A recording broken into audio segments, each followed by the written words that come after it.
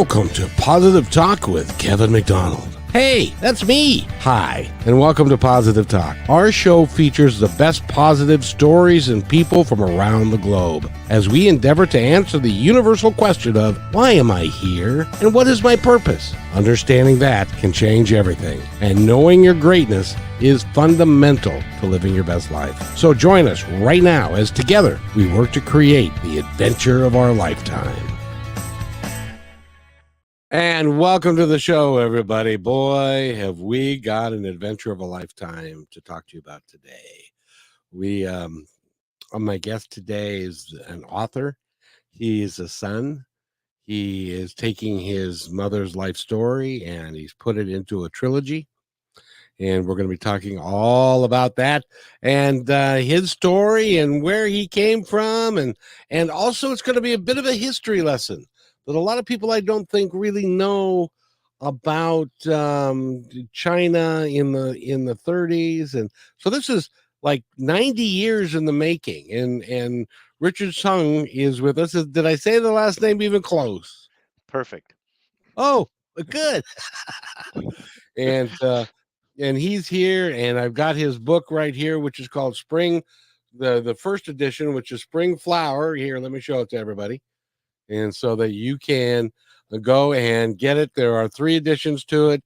It is a life story of his mother and ultimately him, and he spent 10 years putting it together after his mother passed, and it is an incredible legacy that he has left his mom, and I really wish that more of us would do that for our parents. But her story really is incredible. But first, I want to welcome Richard to the program. Richard, how are you today, sir? Not too bad, Kevin. Thank you so much for having me on your show. Oh, I wouldn't have it any other way. You're one of those people that got a mission in your life that you were going to do something spectacular for your mom. And then not only did you think that, you did it. And you put together a 3-part series that talks about her life from when she was a wee little one and was way back in 1931, and her life and going from America, going from China to America, back to China, had to deal with the communist regime there, and then back to the United States and all the issues that came with that. So it's great to talk to you. Now, I was I correct in that when your mother passed, you decided she was in the process of working on this. I understand. Yes. So she spent maybe about 12 years from early 1980s on up to about early 1990s.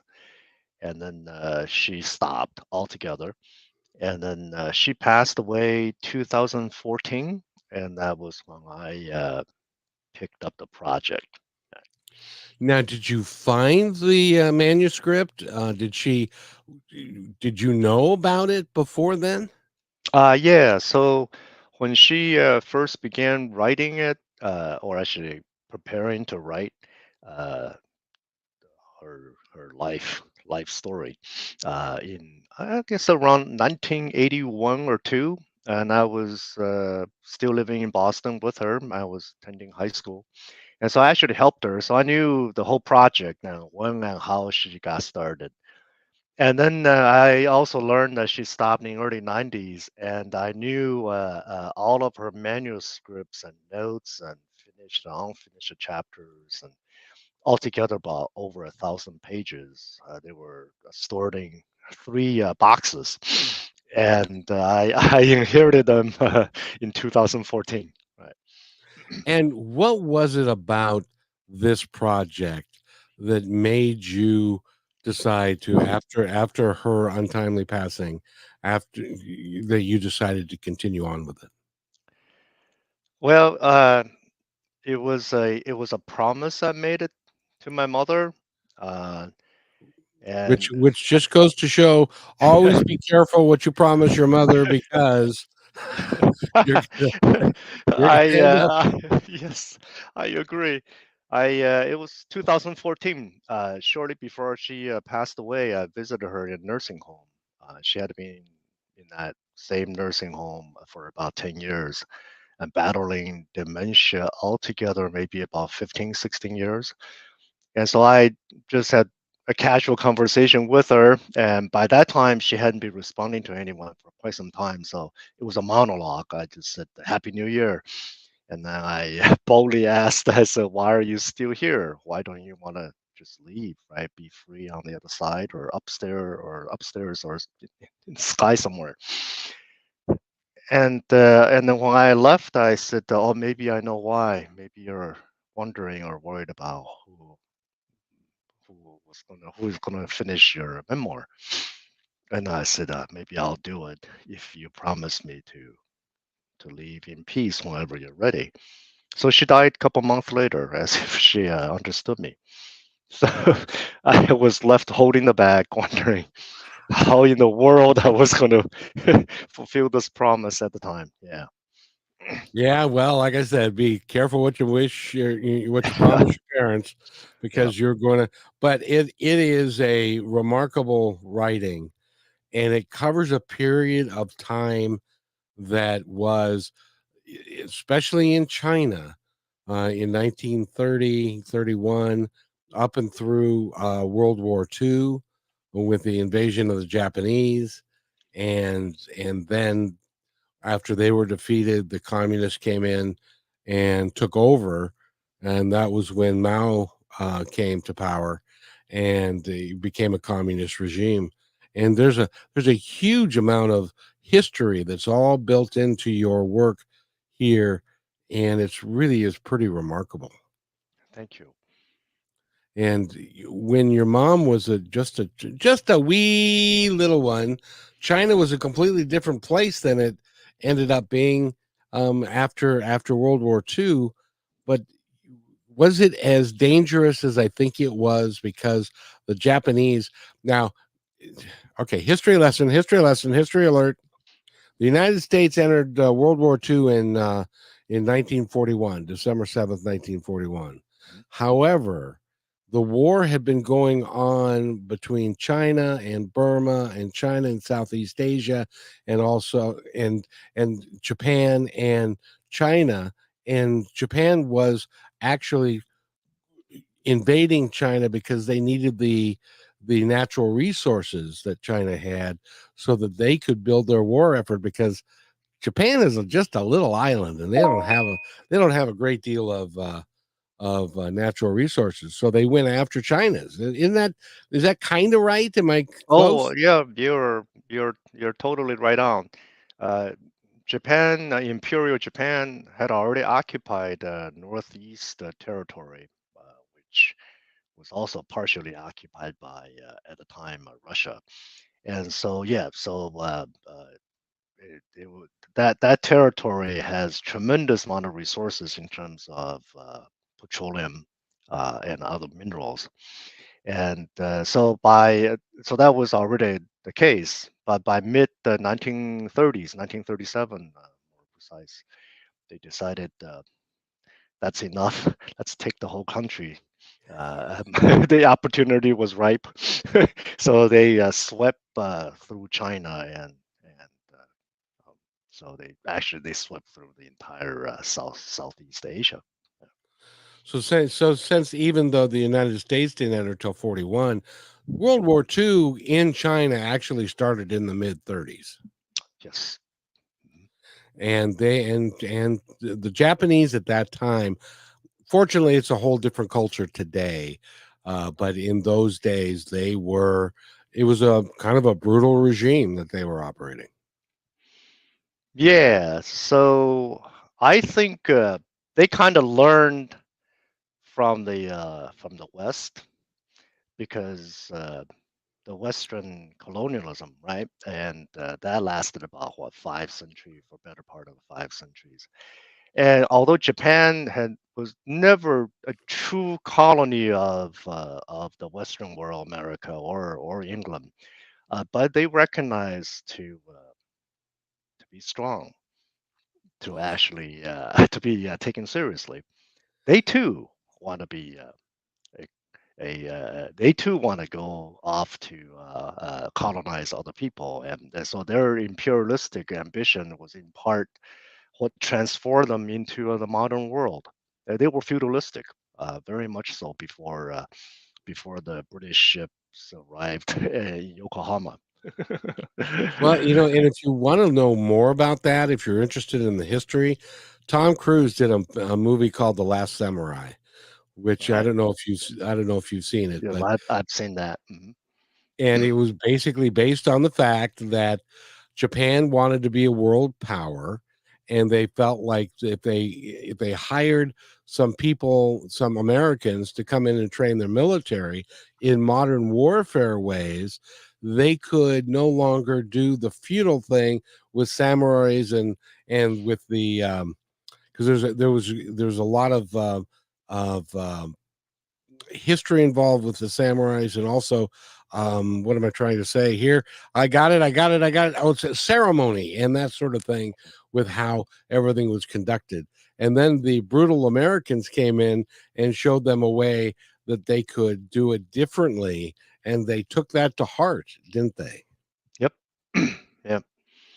And their claim to fame, imperialistic fame, was the Russian Japan War in 1904, when actually Japanese defeated Russia, vaunted Russian military, Russian armies, and actually, in part, to divide the northeast territory of China.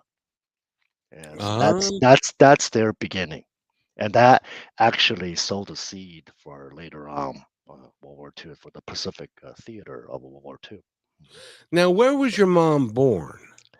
So she was born on the northern banks of a long, very long river called Yangtze River in the central part of China, south central part of China, in 1931, during a catastrophic flood that killed upwards of 4 million people from drowning and starvations and famine, and also infectious diseases thereafter, post flood.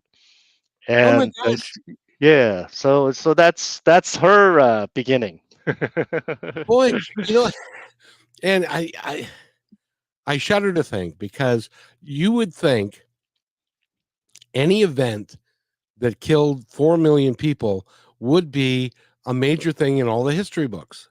Now, that's the first I'd ever heard of that cataclysmic event that happened in China in the mid 30s. Yeah, it's actually one of the deadliest natural disaster, I guess, in 20th century. Mhm. And we didn't, and it wasn't in any of our history books. Which is Yeah. even world history. Didn't I don't because I took world history and I don't recall that ever coming up. But so she was part of that, and so the whole area was decimated then, wasn't it? Yes, and then she was born into a dirt poor farmer family, and so they they had mud huts for their house, right? So uh, imagine a mud hut and a flood. I don't think they go very well. The mud hut will stand will be able to withstand the flood. So um, and yeah, and also at that time, although China had improved significantly in terms of their treatment of women and girls, or baby girls, uh, gender discriminatory practices continued in rural area, and so odds were kind of stacked against her. The flood, and that she was a girl, and so she was immediately regarded as an extra mouth to feed, a financial burden, and then when she grows up, she will be just a weak labor, right? So her parents were looking to give her away. Uh, they were doing their best to give her away, right? And that's where the missionaries came in. Yeah, and so the way they try to get rid of these baby girls in the early part of the 19th century, 20th century in China is one is of course to leave them on the roadside for them to die, or hope somebody else will pick them up. So fortunately, my mother's biological parents didn't quite do that. And then the second way is to give these baby girls away to another family, and as a servant or slave, and then maybe future daughter-in-law to bear more sons, because sons are and grandsons are somewhat overrated, irrationally overrated, just because they can carry on the family name, or they're also, I guess, regarded as stronger labor, especially for farming families. But anyway, the flood actually was a blessing in disguise because nobody had enough to eat and nobody had enough money to have extra mouth to feed. And so no one would take my mother as a slave servant, future daughter-in-law. So I guess my mother's biological mother somehow stumbled onto the southern banks of the river and looking for milk and food for her newborn. And then there were these missionaries, most American missionaries, were setting up refugee camps and uh, and providing aids, food, and milk for babies. Right? So, and that's how my mother's biological mother met, I guess now my American grandparents, right? And ultimately give her up for adoptions to these American medical missionaries, right? And so, do you know? And I'm maybe pulling ahead here a little bit, but do you know? Did your mother ever keep in contact with her biological parents, or did that when the missionaries took them? And I know they ended up in America. Did she lose track of them and that whole family? Yes, I believe my mother's biological parents went to visit her after my mother had been given up for adoption. They went to visit her a few times for a couple of different reasons. None of them had anything to do with to see her.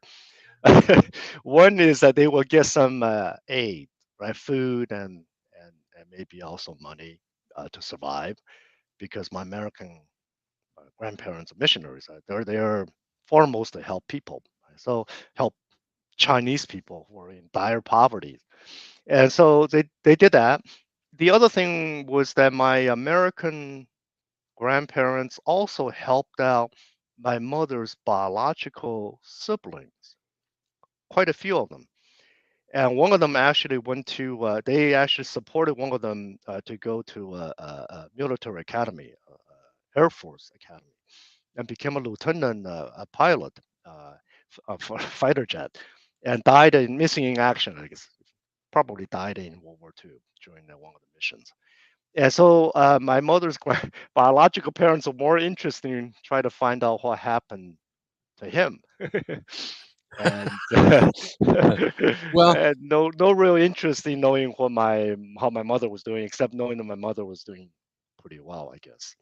Later on years, they saw each other in the 1950s a couple of times, and that was it. The overall interaction is minimal. now in China, because even in the communist regime, there was a period of time when families were only allowed to have one child, um, and as long as that child was male, um, they wanted boys, but they didn't want girls, and that was part that must have been ingrained in the culture then. Yeah, that came a little later, but you're absolutely correct, right? So that came in the 1980s. It seems like it is deeply ingrained in that culture where male is just simply more important than female, which to me it's irrational, right? And just again, just because the male carries on the family name and maybe a slightly stronger labor force for farming and other work, other types of work. But yeah, no, I don't. Yeah, so You know, Yeah, go ahead. I was just going to say the Yep. interesting thing about that was that after they initiated that one child per family, and so what ended up really happening was if it was a girl, then they were real quiet about it, and so that they could go until they had a boy, and then they kept the boy, and the girl was either they did something with them because they could only have the one child, and so now the what going down 20 or 30 years, a couple of generations, they found they don't have enough women. Yep. I think there is a gender imbalance there in terms of populations. Yeah. And so now women are prized because there ain't none. Yeah. Right. Yeah. That's right. So it's a bizarre thing. Now, getting back to your mom though. So she was adopted by the missionaries. How long did they stay there before they came back to the States? Do you know? They returned to the States in the summer of 19. They meaning my American grandparents. 19 summer of 1942. About half year or so after Pearl Harbor.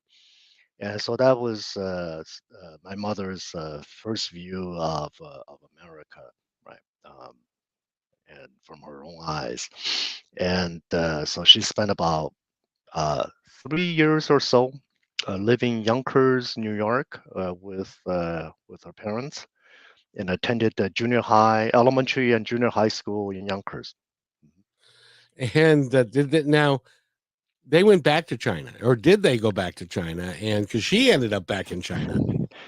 Yeah, so literally on VE Day or close to it in 1945, so May of 1945, and her parents decided the the war is over, right? So they want to go back to China, continue their medical mission, and they were just basically tunnel vision. I mean, they're wonderful human beings, but they're just focused about their mission in life, their calling in life. And so, of course, they will take my mother with them, and it was a bit against my mother's will. My mother would have preferred to finish her junior high, high school in America, maybe even go to college in America. That was sort of in the plan, but anyway, without being digressing too much further from your question. So my mother found herself with her parents on a U.S. battleship en route to Africa. And then after going through the Suez Canal, they landed in India.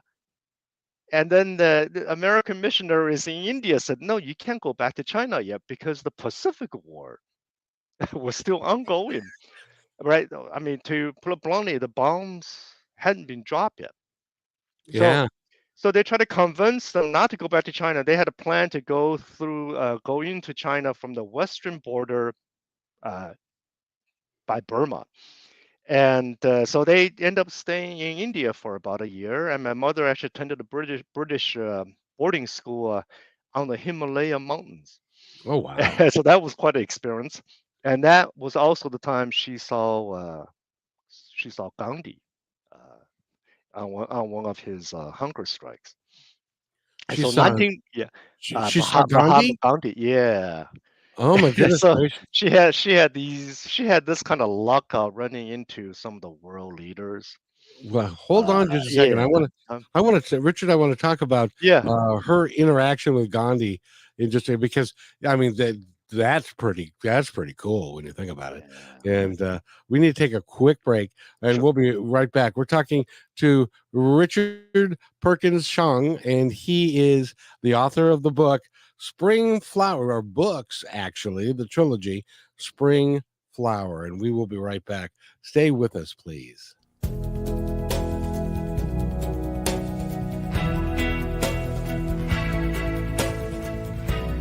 They have your eyes. They have your ears. They have your smile. Now all they need is a little more of your time. Make a difference in your child's life, because anyone can be a father. It takes time to be a dad.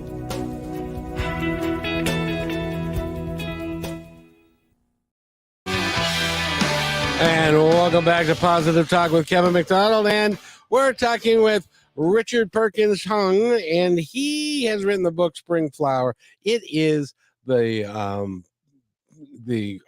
biography of his mom, who was born in China in a flood. I mean, her whole story is amazing, but she was in India, and there was this skinny little guy with a staff and stuff that she got a chance to meet, Muhammad Gandhi.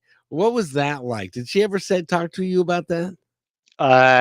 No, she never did until I was working on her memoir.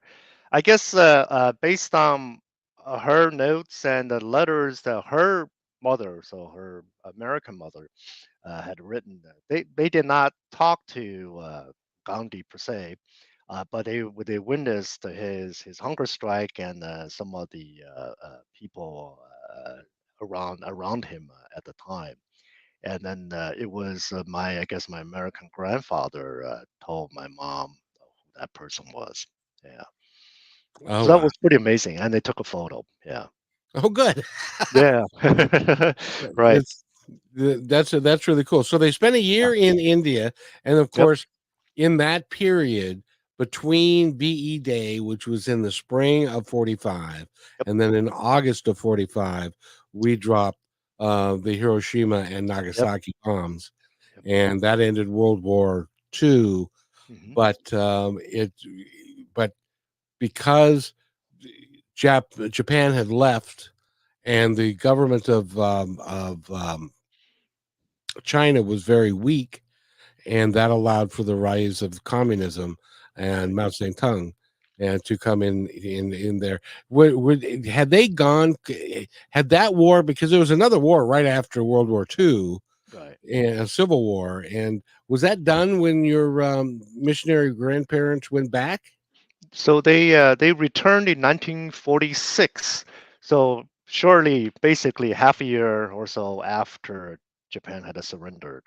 So so then between 46 and 49, there was this 3-year civil war between the Communist Army and then the National Republic, Republic, Republican Nationalist, I guess, army. Republican Nationalist was the government at the time, a very weak one, significantly weakened because of World War II also. Right. And I think America was actually trying to broker a deal between the two parties and have a two-party system to govern the China, but that didn't work out very well. So the Civil War, yeah, so Civil War ended in 1949 with communist armies sweeping through the whole country. And but my American grandparents stayed, kept the hospital they had established and built open, functional. And then the communist government needed the hospitals, right? Needed the healthcare, needed a skilled surgeon. My grandfather was a surgeon. And so they were there for a while until not, I think maybe about a year, Korean conflict broke out. And that was a proxy war between America and China. So 1950. yes. So my American grandparents had to flee, and my mother was 300 miles away, a freshman in an English-speaking college at the time, and was trapped. So, Oh wow. So she couldn't get back to her parents and the missionaries, and so she was there, and since she was Chinese, it was not possible for her to get out. yeah, you're And you're very perceptive. Even if she hadn't been in college, they were together. They probably wasn't going to be time to process a passport and documents for her to leave with her parents. I don't know. I mean, it's hypothetical. I don't know if that would be possible, but she was definitely very far away from them. And at that time, Korean conflict had already reached a height, and all the transportation means of transportations were mostly reserved for the war. And so you can't just get on a boat or get on a train. Yeah, so yeah. yeah, the Korean conflict was, well, first of all, to go back 5 years, Yep. they took they took the opportunity after World War II to divide Korea and to divide Vietnam, and that's how you ended up with North Korea and South Yeah. Korea Yeah. and North Vietnam and South, and the North were communist by design, and the South were Americanized basically, Yeah. and so that's so the North invaded South. The South came back with American help and with the UN help, and took them all the way back to the um, Chinese border. And then Yep. China said, "Wait a minute, I think we're not going to have any of that." So Right. they invaded Korea, which led to many. It was a horrible situation. Yeah. It was a terrible war. The attrition on both sides, civilian casualties, collateral damages. Uh, Oh yeah, because it was there were a lot of people that were within the demilitarized zone. Now is very close to the capital of South Vietnam or South Korea, yep. Mhm. and there were lots and lots of civilian casualties in that war as well. Yeah. So Yeah. your mom had went through. Did she ever consider? Did you ever sit down and have a chat with her before? I know she had Alzheimer's for a period of time, but before that, did you sit down and say, "Gee, mom, you were a world traveler. You were in China, then you were here, then you were in India, and then you went back to China, and then you couldn't get out of China. What was? Did she think her life was very special?" Yeah. So we actually had those conversations. You know, before she went down with the dementia. And those conversations would take place from time to time because I was curious of how the book was going, right? Yeah. I wish I could go back in time and tell that kid, please ask her to finish it. So, she was like, at one point anyway, she had to come to her understanding and senses that, she was an ordinary human being, but yet she experiences these extremes, some of them historical proportions, right? And then she essentially, her life made her a witness to history, right? So, Oh, and absolutely. yeah, and then that motivated her further to complete her book, to write about her life, because she wanted to talk about the history that she had witnessed, right? Oh, And yeah. Spring yeah. Flower is the name of the book. And if you go to, do you have a website that we can reference? Yes, I do have a website. The name is probably one of the longest name in the world for a website. It's called Yangtze River by Hudson Bay, connecting her life, her birth by Yangtze River, and her life during the war, living in Yonkers, on the banks of Hudson River. Or just Google Spring Flower, and I Yes. mean it'll come up. It'll come up. We need to take a quick station break, and when we come back, I want to talk about. Okay, so she's stuck in China. The communists are in charge. Women are less than.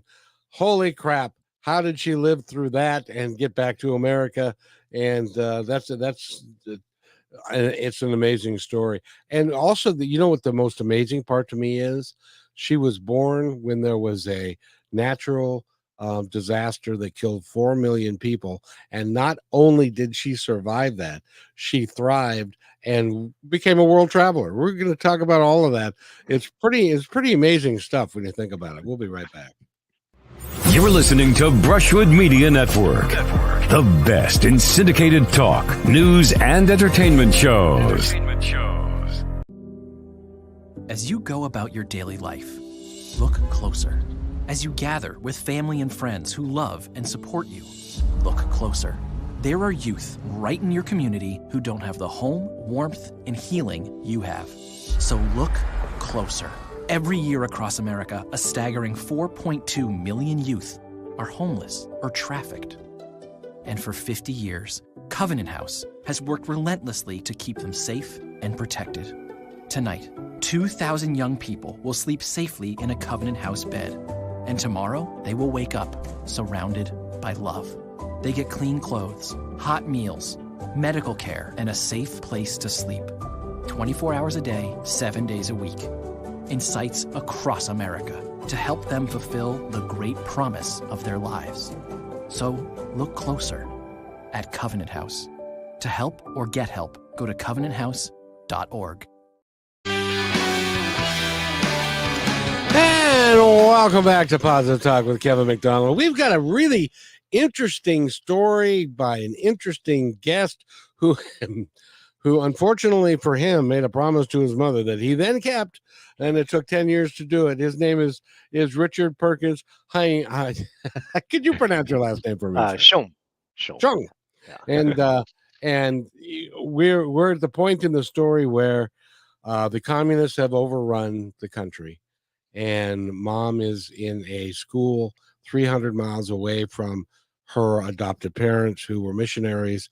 They had to flee because in those days with the communist regime, if they didn't flee, they wouldn't get out at all, and they probably would have been killed.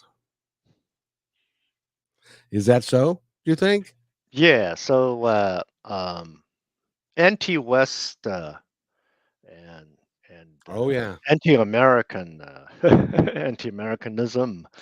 The fever pitch was extremely high, especially because of Korean War. So they had to flee. Yeah. It's pretty remarkable. So they were able to get out of the country, and they went back to New York. My American grandparents here and other American missionaries and British missionaries managed to get out of that small town where my American grandparents built a hospital. And so they took a train to Canton, which is across the river from Hong Kong. They entered from Hong Kong. And amazingly, at the time, these are all reading the letters my American grandmother wrote, that they actually kept the British consulate open in Canton, allowing them to process entry papers into Hong Kong. And then after that, they boarded a freighter. Came back to, I guess, came back to the States, and they lived in New York. Yeah, for a period of time. Yeah, I was just thinking about it. It wasn't that long ago. It was less than 100 years. When you think about it, there were no jets, and there were no passenger airplanes.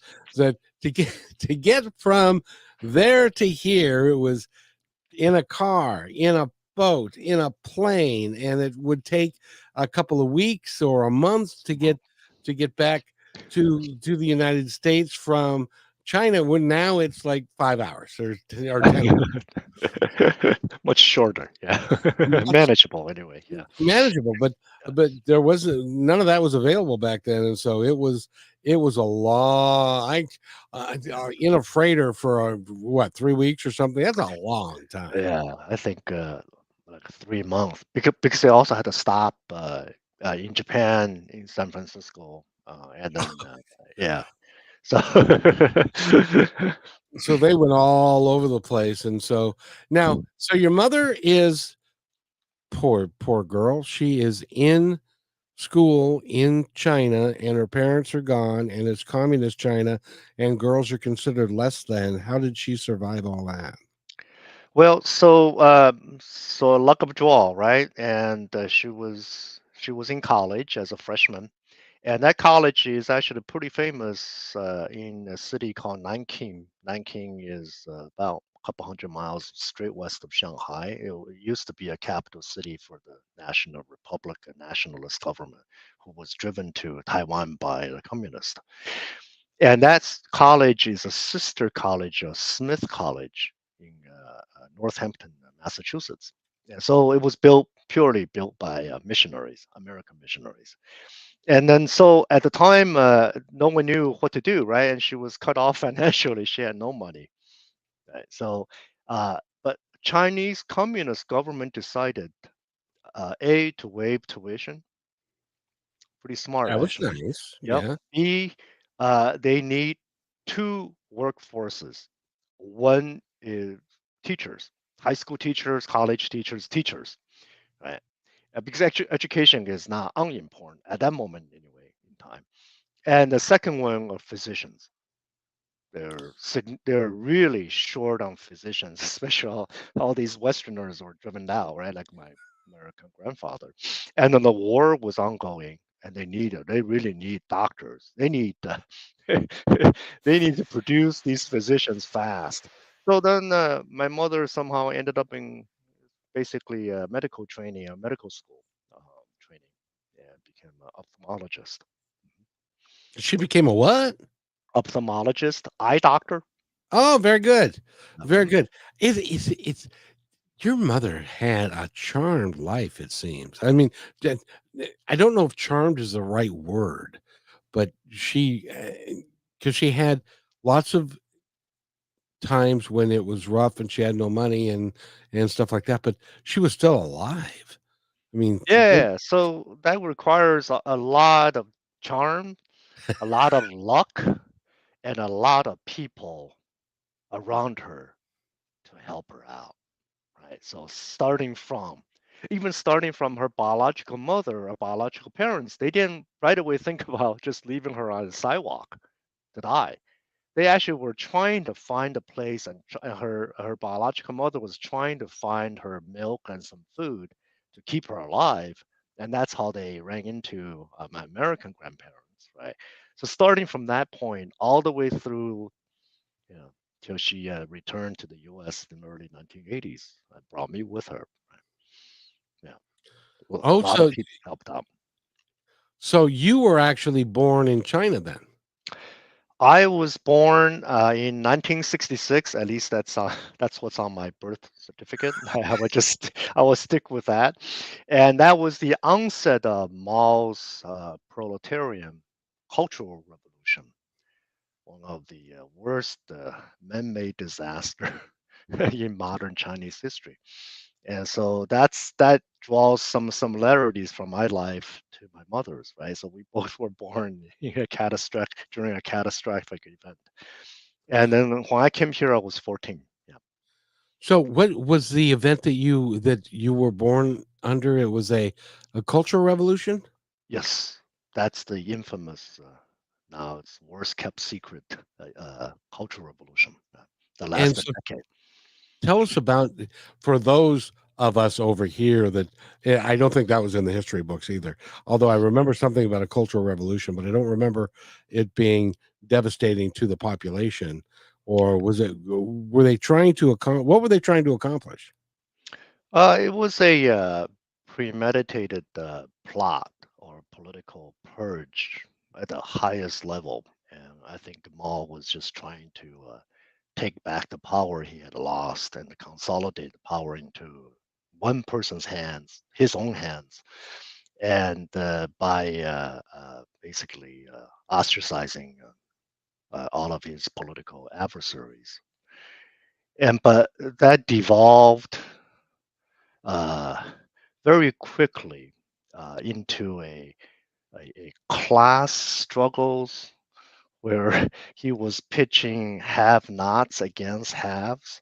The irony was by 1960s, by mid 1960s, most Chinese people were pretty poor. There were no real haves. We were all have-nots, right? So it's really a manufactured class struggle as a pretense for his political purge and political takeover.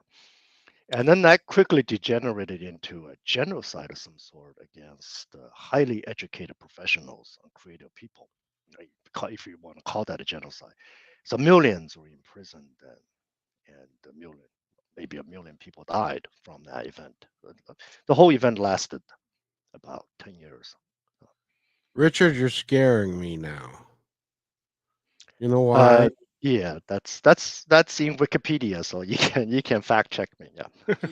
Yeah, no, it's Yeah. have you ever heard the expression those who don't remember history are doomed to repeat it? Yes, absolutely. And we tend to forget or not diligently paying attention to our history or accept our history and then avoiding repeating them. Right? Absolutely. Well, and in our country today, there for what you just said was the Great Purge, and it was pitting one group of people versus another group of people, and instead it's it sounds remarkably similar to some of the things that are going on today. I don't want to get into politics, but it's just I'm going to have to go read about that what was it called again? Cultural revolution. Hmm.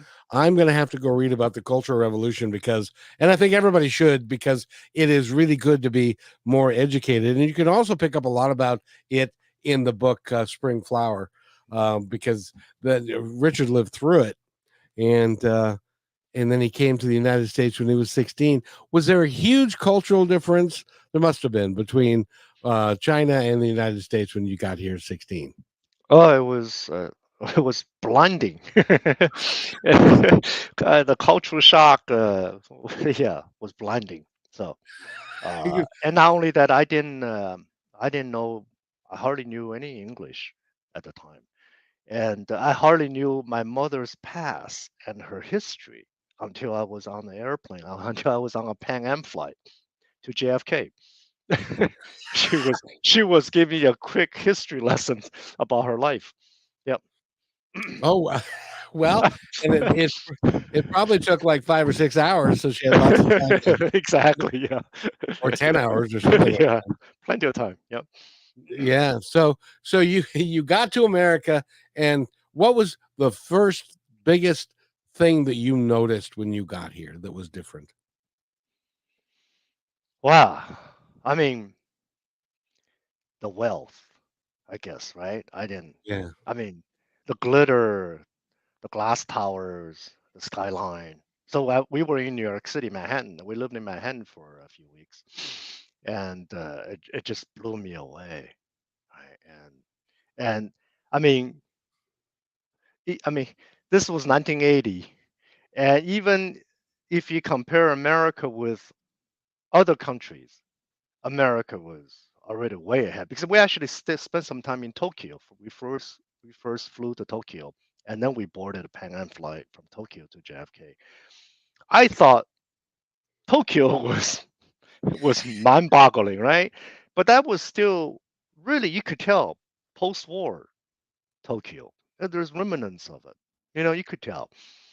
And but I was already it already blew me away because I came out of China, was impoverished China at the time and decimated by decades of mismanagement and of course cultural revolution. Right? So and by the time I got to New York City, it's like, oh my God, it's like otherworldly. It's like another planet, right?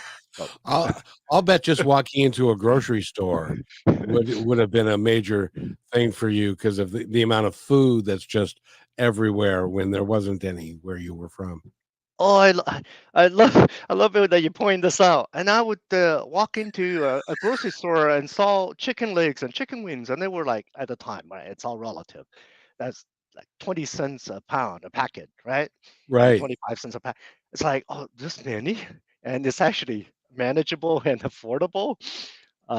Yeah. So we had chicken almost every night for a while. Yeah. Yeah, now I have to tell you something. Yeah. I sold chicken for 6 years, Ah.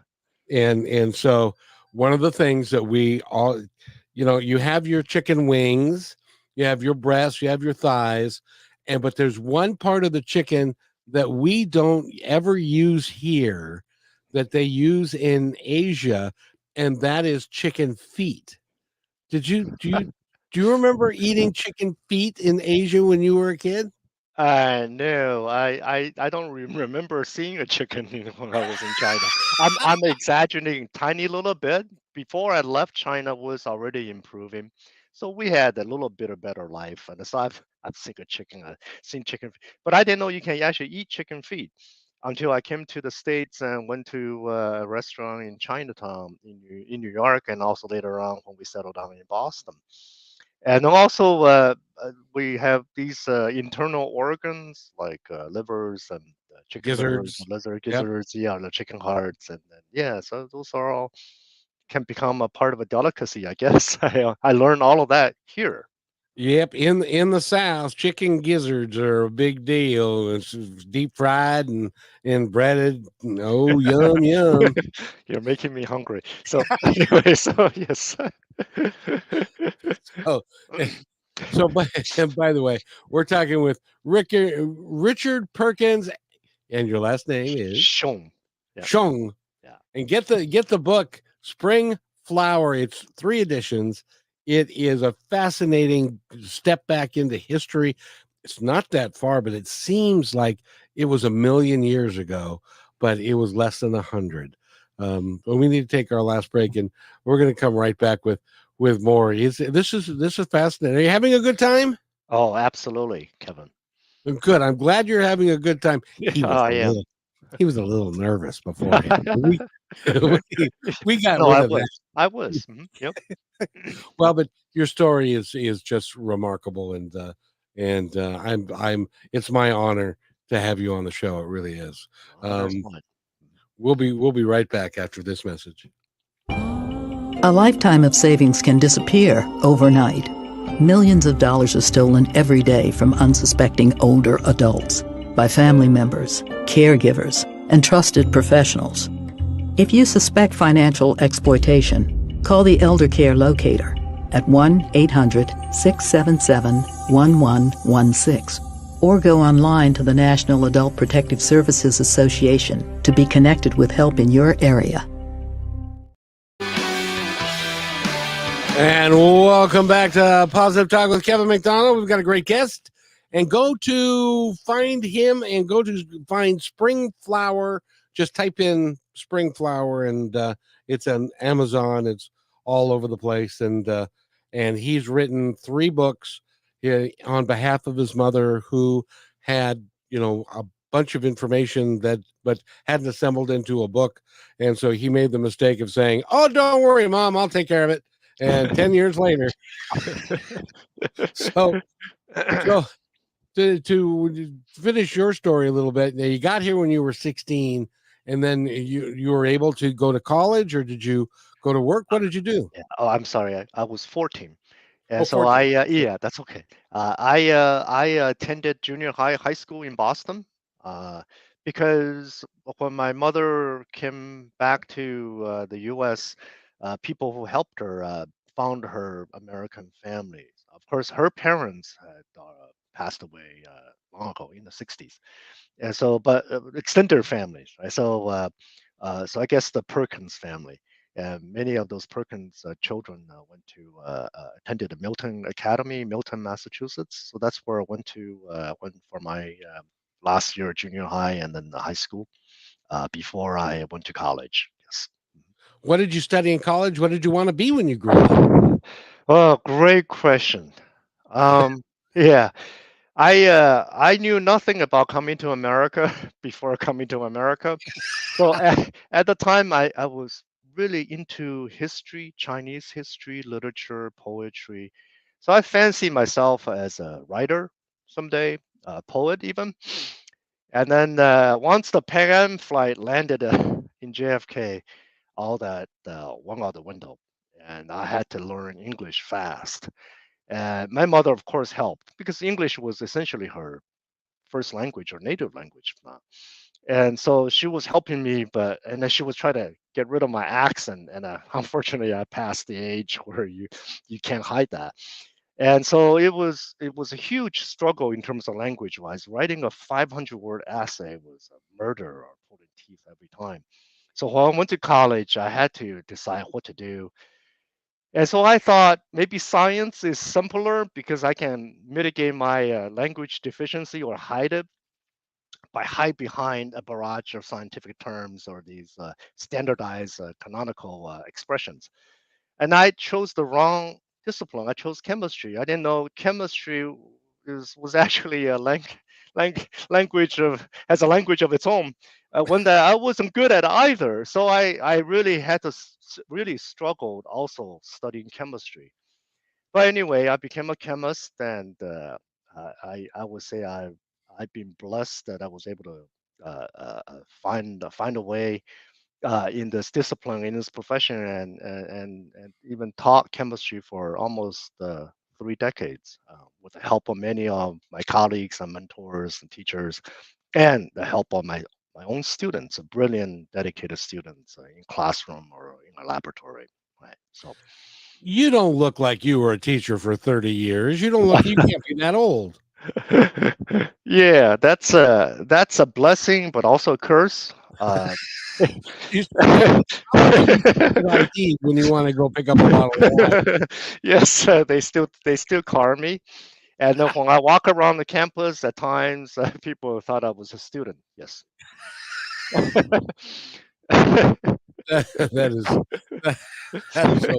Just to look at you, you look like you're in your mid 20s. Thank you so much for saying that. Well, These days, I would prefer to look young. Yes, at one point in time, that was very annoying. I wanted to look like I was old enough I should be respected. You know what I mean? oh, exactly, exactly. So, Right. so yeah, are you still working or you retired now? I retired a little over 2 years ago. 2 years ago, I had to because this book, my mother's memoir, really got to me because it was so much work and mentally and physically and also emotionally. And so I could no longer do both at the same time. So I bowed out. Mhm. Well, but you know Became a what? physician.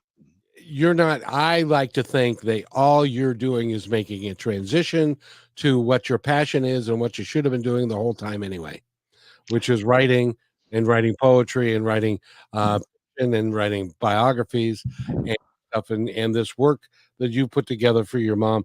It not only is a legacy for her, it's a legacy for you because it's really important.